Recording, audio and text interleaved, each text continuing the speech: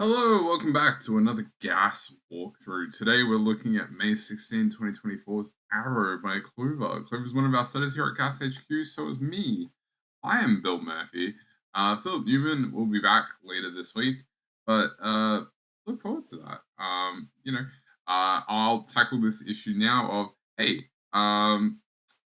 before anyone asks, my job interview went pretty well. I think. I don't know. It's hard to find good help these days.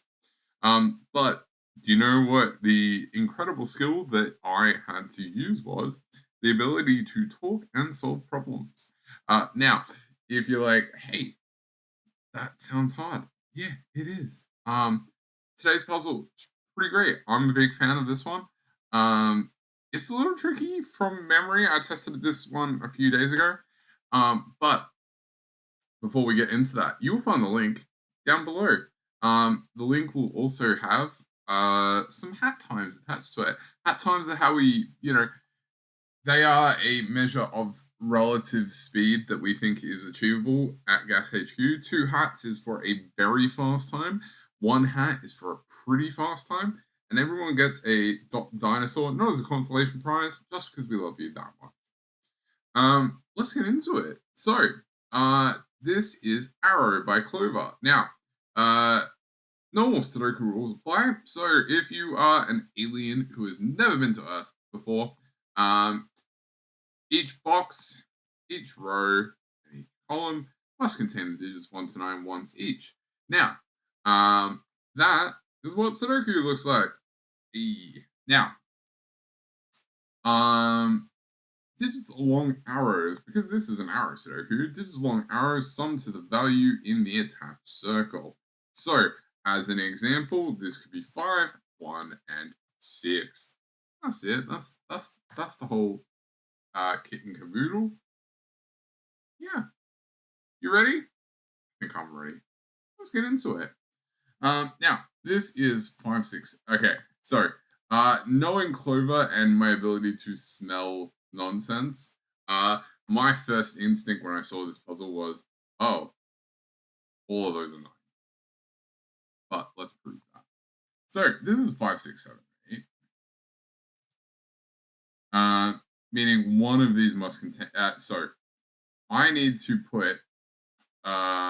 So because these are all 5, 6, 7, and 8, because that is the last thing I can put in those boxes. The lowest thing I could put on any of these cells is 1, 2, 3, and 4. Now, this must be 3 and 4. And as you can see, this 4 tells us which way around these go. So this is 3, and this is 4.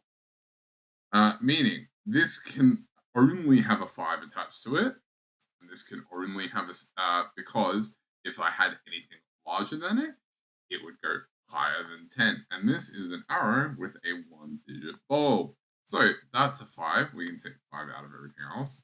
And now the minimum this can be is 3 and 6, making 9. So that's 6, and that becomes 9. Now, we'll take the 6 out of there. And now, the lowest these 2 digits can be is 1 and 2. Now, the question is, what's this cell? If you're like, Bill, why are we looking at that cell? Well, the lowest this can be is either 8 or 9. It can be either 8 or 9, because it's either 7 and 1, 7 or 2, or 8 and 1. But because I put an 8 here, this must be 9. Oh god. That must be 9. And then, I mean, because these 2 digits sum to 15, and that is those 2 digits sum to 3, 15 plus 3 is 18. So if we have a 9 up here, this must also be a 9. There are other ways we can do this, but I hope that made sense. Oh, by the way, 5 and 4 is 9. So my weird little instinctual gremlin feeling was right about this puzzle. But 9 up here means that this can't be a 9, but it has 7 along an arrow. So that must be 1, that must be 8. Um, what's this then? So highest this can be is either 6 or 7, but we have a 2 over here. So it can't be 5 plus 2 making 7. So this must be 5 and a 1 makes 6. Leaving a 5 and a 7 to place? Yeah, 5 and 7. But this 7 tells us which way around this goes.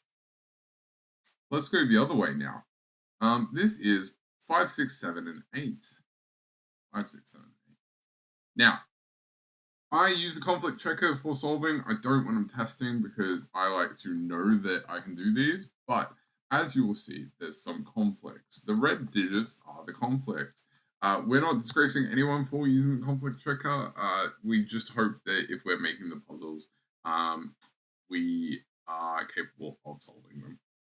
That would be really lovely. So let's pull these digits apart. This 6 here on this arrow, well, 6 plus another digit means that this cannot be 5 or 6. So this must be 8, and this is 2, which allows us to unwind these. We'll take 8 out of all of those cells. This is 6.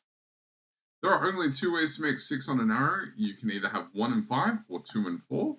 Because we have a 1 down here, it means this cannot be 1 and 5, so it must be 2, 4. You could have also split the 1, 4, 5 there. But 2 and 4 is how that goes. Oh, God. Have you ever just heard yourself and gone, wow, I speak like a newscaster? Anyway, 6 goes up here. Now, take the 6 out of there.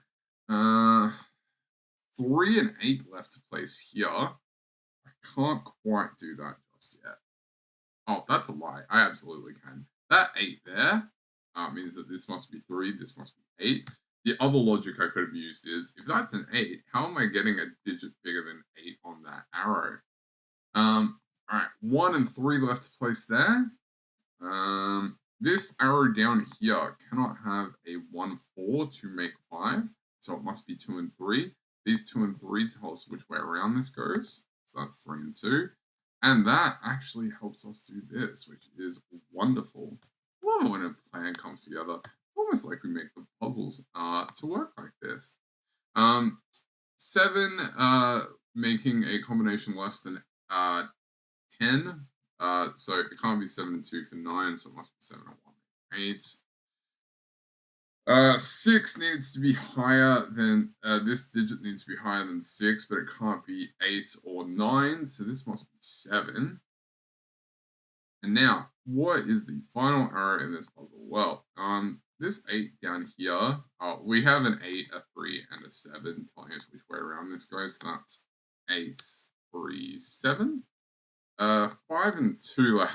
Nice. 5 and 2 left to place.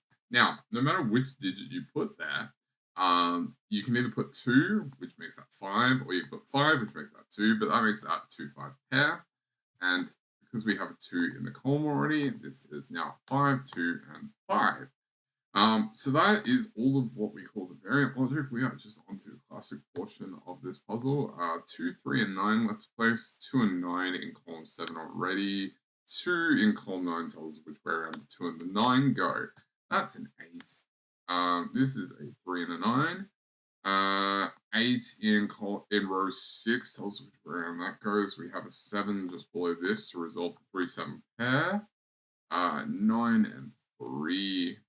Just clean this up. 6, 2, 4, 5, and 9. We have a 9 over here, which tells us which way around that goes. And then last digit placed in box 9 is a 4. 3 and 5 left to place. Well, we have a 3 and a 5, and this is a 6. And that has been Arrow Sudoku by Clover. My name's still Bill Murphy. It is, as it always has been, absolute pleasure to record Sudoku solves for you. Wherever you are in the world, hope you have a wonderful day, and I'll catch you next time. Cheers.